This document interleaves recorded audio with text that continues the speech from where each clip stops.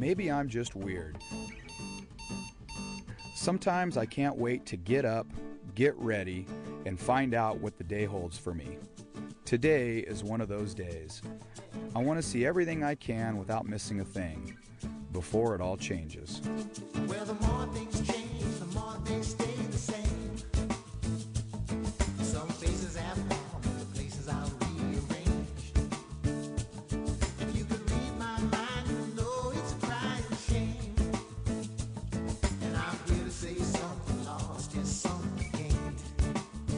So spend some time on the right side. Take a ride till we find some daylight. It's a crime to use your hindsight. So take your time. We're coming back from yesterday.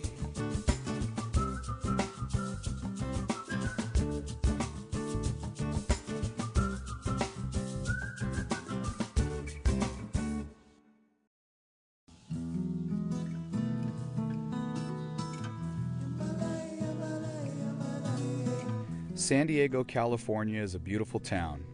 If I were to make a list of my favorite places in San Diego, tops on that list would have to be Balboa Park. 1,172 acres in all, Balboa Park is one of the best known and best loved attractions for visitors and local residents alike. So popular through the years, it was even chosen as the backdrop for the all-time classic Citizen Kane.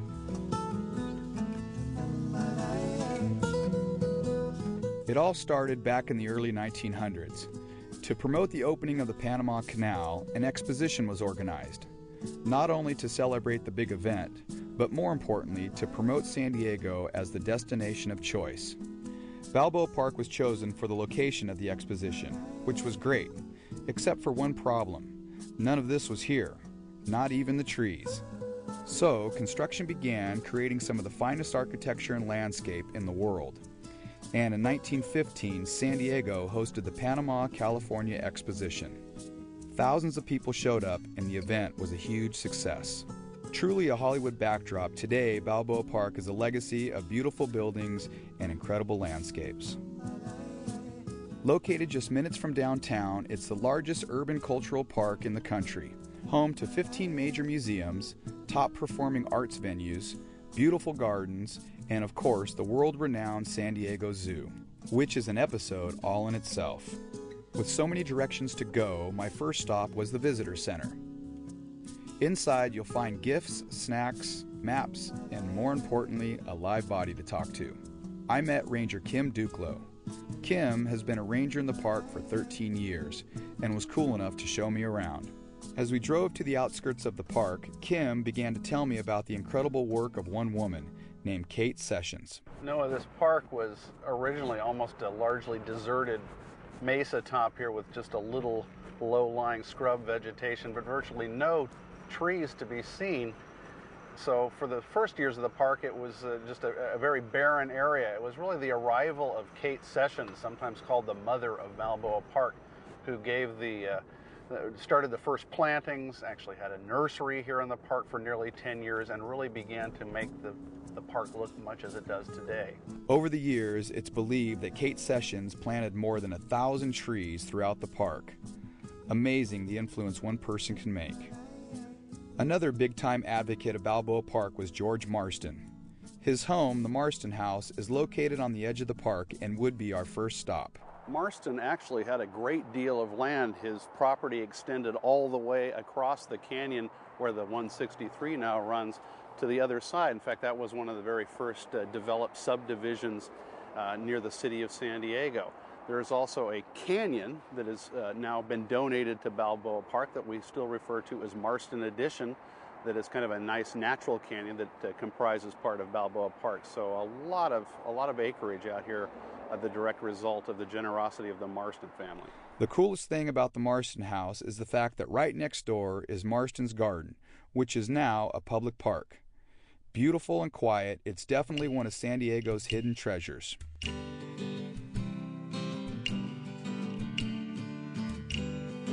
As we drove back through the park, I couldn't help but notice all the beautiful trees. And much to my surprise, placed throughout the park are specific groves of special trees. There are nearly 16,000 mature trees in Balboa Park, but by far one of the most historic groves are these San Jose Hesper palms that are behind us.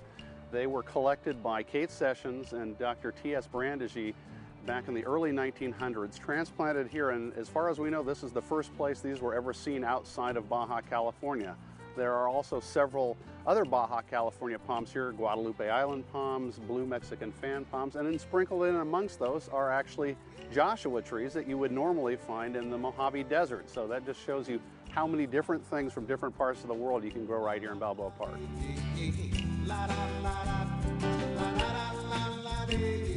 Sticking with the botany theme, Kim and I drove back into the center of the park to see one of the original buildings from the 1915 exposition and the most photographed sites in all of San Diego, the Botanical Building. Noah, we're in the Botanical Building. This is one of the few remaining original structures from the Panama, California exposition.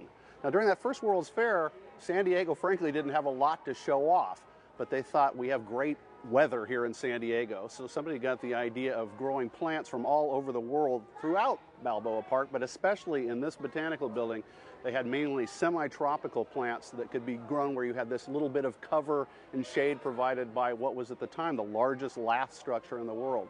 So when it opened up, they had thousands of different plants in here that probably would have died just outside the door, but they did very well here. In fact, the nickname of the Panama, California exposition became the Garden Fair.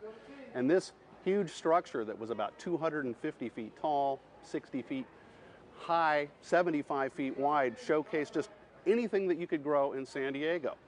In the current day, it has a lot of different kinds of plants, not just semi-tropical plants. And believe it or not, all of the things that we are going to see in this building are maintained by one city gardener. Really? Now, they don't get any extra money, any extra perks, maybe one extra perk, and that is we sort of let them grow whatever they want to grow. One person takes care of all of this? That's amazing in itself. But then again, she has the perfect name. Meet Paula Root. So you're in charge of all this? Yes, I am. How long have you been here? 5 years. Wow, so for 5 years, you take care of everything here? Yes. Done a great job. It's beautiful. Thank you. It's a blessing in my life to work here. I've been one of many wonderful gardeners in this building. As you can imagine, the fragrance throughout this place is wonderful, and part of that is credited to the Touch and Smell Scent Garden. This is our scent garden. It's one of my favorite places in this whole park as a ranger, because this is one of the few places we actually encourage, especially kids, to come up and touch and smell the plants. You know, I'm always having to tell people, no, you can't do that. You can only take pictures and leave footprints, that sort of thing. But here's one place we actually encourage people to get in here and smell the plants and everything. So yeah, dive in here. There's mints and all kinds of junipers and stuff. The Botanical Building is a great place to spend some time and hang out. Just west of the Botanical Building is the most amazing tree in the park. Almost 100 years old, I can remember climbing this tree as a young boy during field trips to the zoo. You don't realize how big it is until you get right up next to it. Easily the most recognizable tree in our entire park is this lovely Morton Bay fig tree. It's just majestic, and I'm sure you remember climbing in this tree as I do as a kid. And a lot of people think that we put a fence around it here to keep kids like us from climbing the tree. That isn't actually the reason at all. It's the fact that so many people wanted to get up and get a close look at this tree that they were compacting the soil. And this tree has an incredibly elaborate subterranean root system, anywhere from 2 inches to 2 feet below ground, that you can't even see. And when the soil gets packed down so hard, it doesn't get the proper water or aeration it needs. So in the late 80s, this tree was literally dying. We thought we were going to lose it. So as a last-ditch effort, put a fence around it, rototilled the soil, and it actually did so well that we had to move the fence out 10 additional feet because the canopy expanded, and it's doing really well now. As I mentioned, the architecture throughout the park is amazing. I could easily spend a few hours just walking around while staring at the buildings. Created in the Spanish Revival, the detail is incredible. One of the most recognizable structures in the park, or actually in all of San Diego for that matter, is the Spreckels Oregon Pavilion. The pavilion was given as a gift to San Diego by John D. Spreckels